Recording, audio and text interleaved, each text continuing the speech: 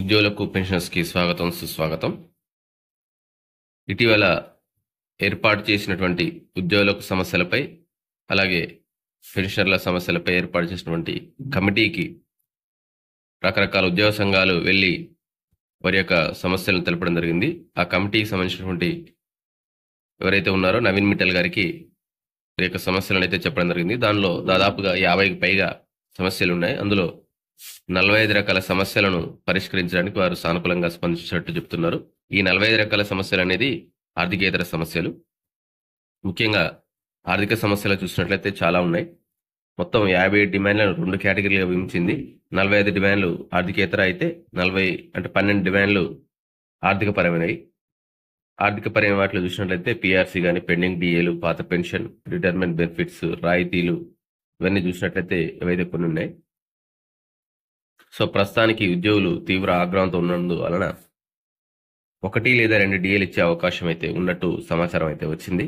గత బీఆర్ఎస్ సర్కార్ చేసినటువంటి అప్పుల కిస్తీలు వడ్డీలు చెల్లించలేకానికే ప్రతి నెల స్కీములకు కానీ లేకపోతే జీతాలకు కానీ 22,000 కోట్లు చెల్లించాల్సిన పరిస్థితి వస్తూ ఉంది. మరి ప్రతి నెల 18,500 కోట్లు మాత్రమే ఆదాయం వస్తుంది కాబట్టి ఇంకొక 4,000 కోట్ల అప్పు తీసుకోవాల్సిన పరిస్థితి వస్తుంది. కాబట్టి పరిస్థితిని అర్థం చేసుకొని సీఎం రేవంత్ రెడ్డి గారు ఉద్యోగులను విజ్ఞప్తి చేయడం జరిగింది. కాకపోతే సర్కారు వచ్చేసి మొత్తం 5 డిఏలు బాకీ ఉండడం వలన ఒకేసారి 5 డిఏలు ఇవ్వడం చాలా కష్టం కాబట్టి 1 లేదా 2 డిఏలు ఇస్తారని చెప్పేసి అయితే వీళ్ళు మెన్షన్ చేశారు.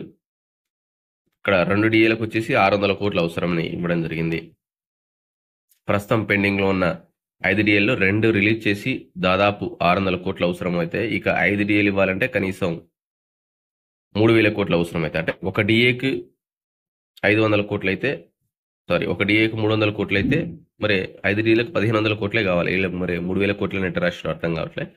ప్రభుత్వం గత ఏడాది ఉద్యోగులకు 3.64% డిఏ పెంచుతూ ఉత్తర్వులు జారీ చేసింది. ఇక ఫిట్మెంట్ విషయానికి వస్తే ఇప్పటికిప్పుడు నిర్ణయం తీసుకునే పరిస్థితి లేదు. 20% ఫిట్మెంట్ ఇచ్చినా కానీ ఏడాదికి కనీసం 5,000 కోట్లు అవసరం కానున్నాయి.